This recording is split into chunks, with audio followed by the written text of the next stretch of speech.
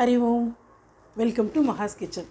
இன்றைக்கி நம்ம சேனலில் காசி அல்வா எப்படி பண்ணுறதுன்னு பார்க்க போகிறோம். வாங்க வீடியோக்குள்ளே போகலாம். காசி அல்வா பண்ணுறதுக்கு தேவையான பொருட்கள் 2 கப் பூசணிக்காய், வெள்ளை பூசணிக்காய். இதை திருவி சாறு பிழிஞ்சு வச்சுட்டுருக்கேன்.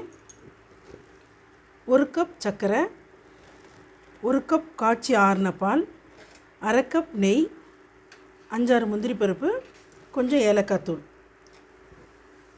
அடுப்பில் ஒரு பேன் வச்சுக்கிறேன். அடுப்பு ஆன் பண்ணிக்கிறேன். பேன் சூடாகட்டும். இப்போ நம்ம 2 கப்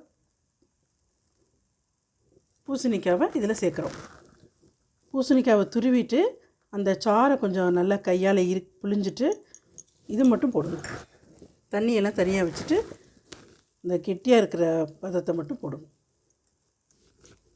இதில் இருக்கிற தண்ணி பசை இன்னும் நல்லா ட்ரை ஆகணும். அது வரைக்கும் இதை ஒரு 5 நிமிஷம் நல்லா கிளறி விட்டுக்கலாம். இல்லை நீர்லாம் நல்லா சுண்டிருச்சு.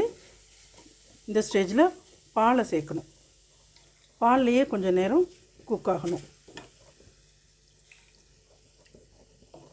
அப்புறம் பார்க்கலாம். பாலை கொஞ்சம் கொஞ்சமாக விட்டு பால்லையே ஃபுல்லாக வேகணும். இது ஒரு 5 நிமிஷம் ஆகும். அப்புறம் பார்க்கலாம். பால்லையே நல்லா குக் ஆயிடுச்சு. இந்த ஸ்டேஜில் நம்ம சர்க்கரையை கொஞ்சம் கொஞ்சமாக சேர்க்கணும். சர்க்கரை சேர்த்த உடனே கொஞ்சம் இலக்கம் கொடுக்கும். அது ட்ரை ஆகிற வரைக்கும் கிண்டி விட்டுட்டே இருக்கணும். அப்புறம் பார்க்கலாம். சர்க்கரை சேர்த்து இறுகியாச்சு. இந்த ஸ்டேஜில் ஏலக்காய் தூள் சேர்த்துக்கிறேன். நீங்கள் விருப்பப்பட்டால் கலர் பொடி வேணும்னா இந்த ஸ்டேஜில் சேர்த்துக்கலாம். நான் சேர்க்க மாட்டேன். ஃபுட் கலர் இல்லைன்னா குங்குமப்பூ சேர்த்துக்கலாம், ஒரு பிஞ்சு.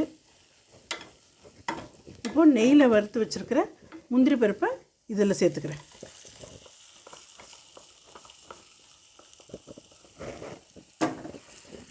மிச்சம் இருக்கிற நெய்யையும் இதில் சேர்த்து அடுப்பை ஆஃப் பண்ணிக்கிறேன். இப்படி தான் இருக்கணும். இது கொஞ்சம் நேரம் கழித்து நல்லா இறுகிடும். இங்கே ரொம்ப மற்ற அல்வா மாதிரி ரொம்ப டைட்டாக கிளறக்கூடாது. இந்த ஸ்டேஜ்லேயே ஆஃப் பண்ணிடணும். அப்புறமா பார்க்கலாம். நம்மளோட காசி அல்வா ரெடி ஆகிடுது.